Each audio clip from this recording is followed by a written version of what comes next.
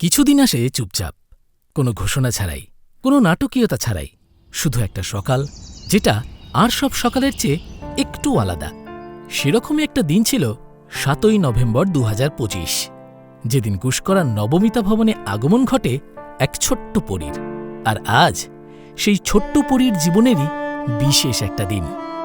তাই তো সকাল থেকেই নবমিতা ভবনে সাজো সাজো রব। গত ৬ মাসে এই বাড়িতে অনেক কিছু বদলে গেছে।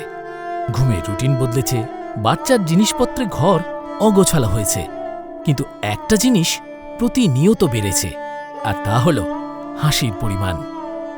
যেদিন সৃজা এলো সেদিন থেকে এই পরিবারের গল্পটা একটু অন্যরকম হয়ে গেল।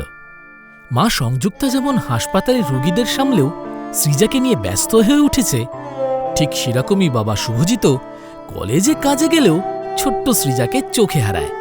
এই অল্প কয়েকদিনেই সৃজা হয়ে উঠেছে নবমিতা ভবনের সকলের নয়নমণি। আপনারা সবাই হয়তো ওকে সৃজা নামে চেনেন, তবে আমরা ওকে ডাকি সোনাই বলে, কারণ আমাদের কাছেও সোনার থেকেও বেশি মূল্যবান। এই যে এরা হলো শুভজিৎ আর সংযুক্তা, এই দুজন মানুষ যাদের পরিচয় এখন বাবা আর মা হিসেবে। এই পরিচয়টা হয়তো নতুন, কিন্তু এই ভালোবাসাটা এটা যেন সব সময় ছিল। ১৩ই ফেব্রুয়ারি ২০২৫ যে দুটি মানুষ একসাথে পথ চলা শুরু করেছিল, আজ তারা ৩ জনে পরিণত হয়েছে। ওদের ৩ জনের নতুন একটা জগৎ তৈরি হয়েছে, যেখানে শুধুমাত্র দায়িত্ব নেই, আছে পুরনো একটা স্বপ্নের নতুন নাম পাওয়া। নবকুমার আর মধুমিতা, এরা হলেন ছোট্ট সৃজার ঠাকুরদা আর ঠাকুমা। এরা একদিন ঠিক এভাবেই শুভজিৎকে কোলে তুলে নিয়েছিলেন, আর আজ তারা দেখছেন সেই গল্পেরই পরের অধ্যায়।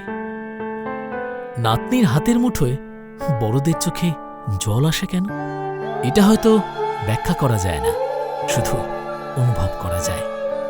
অন্নপ্রাশন বাংলার এই পুরনো রীতিটা আসলে খুব সহজ কথা বলে, বলে তুমি এখন এই পৃথিবীর আরও একটু কাছে এলে। আজ ১৯শে এপ্রিল ২০২৬, সোনাইয়ের প্রথম অন্নগ্রহণ। ছোট্ট একটা মুহূর্ত, কিন্তু মনে থাকবে সারা জীবন। ওর না হলেও আমাদের তো থাকবেই, আর আমরা যাতে ভুলে না যাই তার জন্যেই তো এত আয়োজন। প্রতিটা শিশু আসে কিছু না জেনে, কিন্তু পৃথিবী তাদের সব কিছু শিখিয়ে দেয়। সৃজা, তুমি এখনো জানো না আজকের দিনটা কতটা বিশেষ, কিন্তু একদিন তুমি এই ভিডিও দেখবে আর বুঝবে তোমাকে কতটা ভালোবাসা দিয়ে ঘিরে রেখেছিল এই মানুষগুলো।